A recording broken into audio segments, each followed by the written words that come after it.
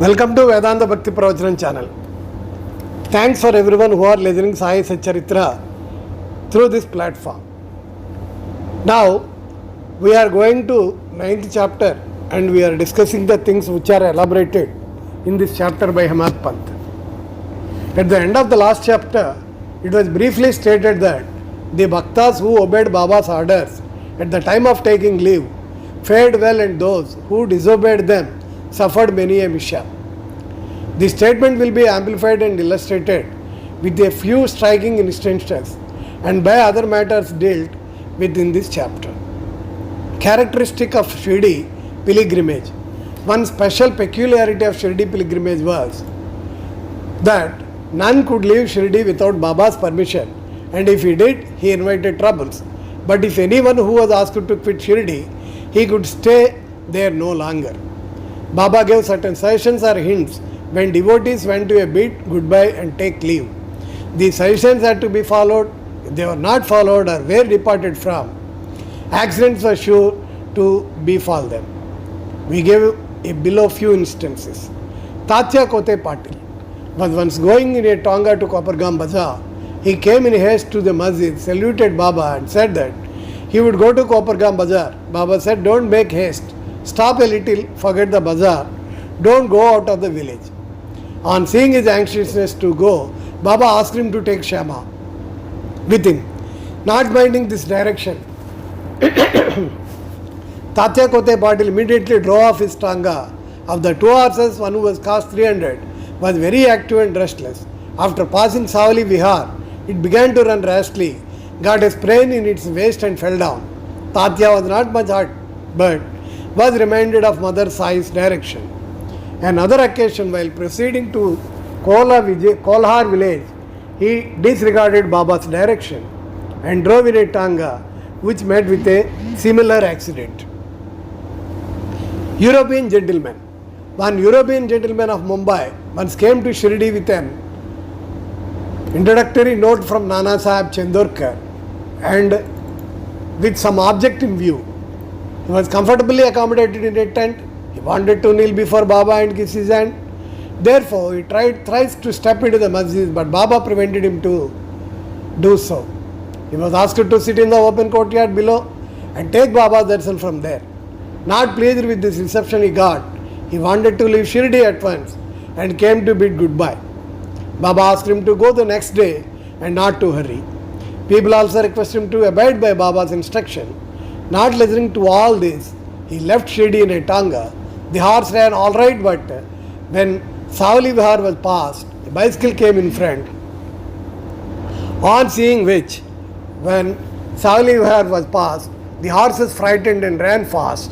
The tanga turned topsy-turvy and the gentleman fell down and was dragged over some distance. He was immediately rescued, but had to go and lie in Kopargam hospital for the treatment of his injuries. Such experiences were legion, and people learned the lesson that those who disobeyed Baba's instructions met with accidents in one way or the other, and those who obeyed them were happy and safe. The necessity of mendicancy. Now, to return to the question of mendicancy, a question may arise in the minds of some that if Baba was such great personage, God manifest, why should he have taken resorts to begging bowl throughout his life? The question may be considered and replied from two standpoints. Who are the people who gave a right to live by the begging bowl? Our Shastras say that those persons who, after getting rid of becoming free from the three main desires, for progeny, for wealth, for fame, and accept sannyas, are the fit persons to live by begging alms. They cannot make cooking arrangements and dine at their home. The duty of feeding them is laid on the shoulders of householders. Sai Baba was neither a householder nor a vanaprastha. He was a celibate sannyasi from boyhood. His firm conviction was that the universe was his home. He was the Lord Vasudeva, the supporter of the universe and the imperishable Brahma. So he had full right to take resource for begging. Now, from the standpoint of Panchasuna, 5 sins and their atonement, we will know that in order to prepare foodstuffs and meal, the householders have to go through 5 actions or process. Kandani, pounding, Pashani, grinding, Udakambani washing pots, Marjani sweeping and cleaning, Chulli lighting herbs. These processes involve destruction of a lot of small insects and creatures, and thus the householders incur sin. In order to atone for his sins, our Shastras prescribe 6 kinds of sacrifices: Brahmayagna, Vedayagna, offering to Brahma or the study of the Vedas; Pitrayagna, offering the ancestors; Devyagna, offering to the gods; Bhutyagna, offering to the beings; Manushya Atithi Yagna, offerings to men or uninvited guests. In these sacrifices enjoined by the Shastras are duly performed, this purification of their minds is effected and it helps them to get knowledge and self-realization. Baba, in going from house to house, remind the inmates of their sacred duty, and fortune were the people who got the lesson at their homes from Baba. Now, to return to other more interesting subject, Lord Krishna is said in the Bhagavad Gita, whosoever devotedly offers to me a leaf, a flower, or a fruit or water of that pure-hearted man, I accept that pious offering. In the case of Sai Baba, if a devotee intended really to offer anything to him, and if he afterwards forgot to offer the same, Baba reminded him or his friend about the offering and made him bring to him, and they accepted it and blessed the devotee. A few instances are given below. Mr. Ramachandra Attiram alias Baba Sahib Thakkar, formerly a Prardhana Samadhist, was a staunch devotee of Sai Baba. His wife and son loved Baba equally or perhaps more. It was once proposed that Master Thakkar should go with his mother to Shirdi and spend his summer vacation there. But the son was unwilling to go, as he thought that in case he left his home in Bandra, the worship of Sai Baba in the house would not be properly attended to his father.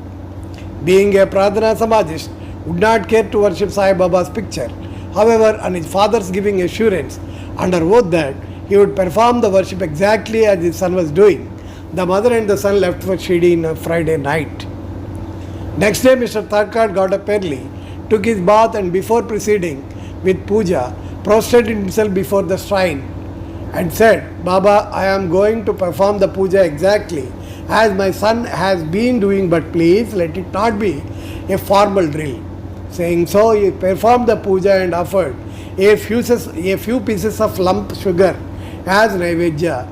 The sugar was distributed at lunchtime. That evening and next day Sunday, everything went on well. The following Monday was a working day and it also passed well.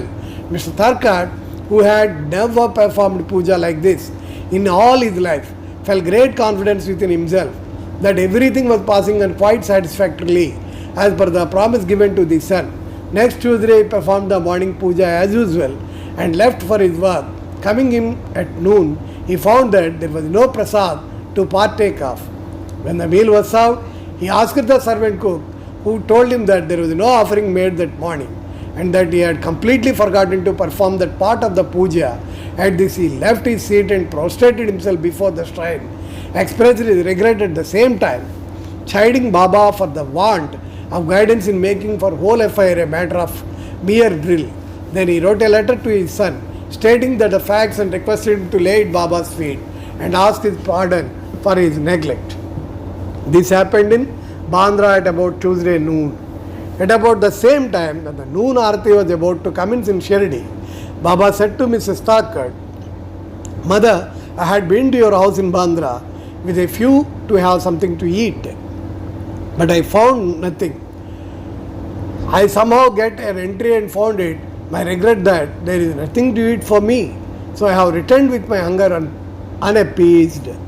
The lady did not understand, but the son who was close by understood the whole thing, that there was something wrong with the puja in Bandra, and he therefore requested Baba to permit him to go home. Baba refused this, but allowed him to perform puja there. Then the son wrote a letter to his father stating all that took place at Shirdi and implored his father not to neglect the puja at home. Both these letters crossed each other and were delivered to their respective parties in the next day. Is this not wonderful? Let us now take up the case of Mrs. Thakkar herself. She offered 3 things: Bharit, Kachariya, Peda. Let us see how Baba accepted these. Once Mr. Raghuveer Bhaskar Purandare of Bandra a great devotee of Baba, started of Shirdi with family. Mrs. Tharkad went to Mrs. Purandare and gave her 2 brinjals and requested to prepare bharit of the brinjal and kacharia of the other. When she went to Shirdi and saw Baba with them. After reaching Shirdi, Mrs. Purandare went with a dish of bharit to the masjid. When Baba was just sitting for meals, Baba found the bharit very tasty. So he distributed it to all and said that he wanted to kacharia now. A word was sent to Radha Krishna Mai that Baba wanted kacharia. She was in a fix, and that was no season of brinjals. How to get brinjals was the question. When the inquiry was made as to who bought a bharit, it was found that Mrs. Purandare was entrusted with the duty of serving kacharya.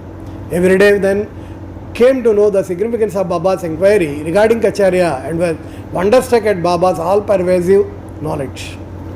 In December 1915, one Govind Balram Mankar wanted to go to Shirdi to perform the obeisances of his father. Before he felt he came to Mrs. Tharkad. Then Mrs. Tharkad wanted to send something with him to Baba. She searched through the whole house but found nothing except a peda, which had already been offered as Naivedya. The boy Govind is in mourning. Out of great devotion to Baba, she sent the peda with him, hoping that Baba would accept and eat. Govind went to Shirdi and saw Baba but forgot to take the peda with him. Baba simply waited. When again he went to Baba in the afternoon, he went empty-handed without the peda. Baba could wait no longer and did ask him to stride. Why did you bring for me? Nothing, was the reply. Baba asked him again the same reply. Then Baba asked him the question, did not the mothers give some sweet meat to you for me at the same time of your starting? The boy then remembered the whole thing. He felt abashed, asked Baba's pardon, ran to his lodging, brought the peda and gave it to Baba. As soon as Baba got it in his hand, he put it in his mouth and gulped it down. Thus, the devotion of Mrs. Tharkad was recognized and accepted. As men believe in me, so do I accept them, was proved in the case. Once, Mrs. Tharkad was staying in a certain house in Shirdi. At noon, meals were ready and being served. When a hungry dog turned up there and began to bark, Mrs. Tharkad got up at once and threw a piece of bread with the dog and gulped with great relish. In the afternoon, when she went to the masjid and sat at some distance, Sai Baba said to her, Mother, you have fed me sumptuously. My famished and pranas have been satisfied. Ever act like this, and this will stand you in good stead. Sitting in this masjid, I shall never speak untruth. Take pity on me like this. First give a bread to hungry and then eat yourself. Note this well. She could not understand at first the meaning of what Baba said. So she replied, Baba, how could I feed you? I am myself dependent on others and take my food from them on payment. Then Baba replied, eating that lovely bread I am heartily contented. I am still belching. The dog which you saw before meals and to which you gave the piece of bread is one with me. So also other creatures, cats, pigs, flies, cows, etc. are one with me. I am roaming in their forms. He who sees me in all the creatures is my beloved. So abandon the sense of duality and distinction and serve me as you did today. Drinking these nectar-like words, she was moved, her eyes were brimmed with tears, her throat was choked with her joy knew no bounds. Moral, see God in all beings. Is the moral of this chapter. The Upanishads, the Gita and the Bhagavad Gita, Bhagavat, all exhort us to perceive God of divinity in all the creatures by the instance given at the end of this chapter and other numerous to mention. Sai Baba was practically demonstrated to us how to put the Upanishadic teachings into practice. In this way, Sai Baba stands as the best exponent or teacher of the Upanishadic doctrines. Bow to Sri Sai, peace be to be all.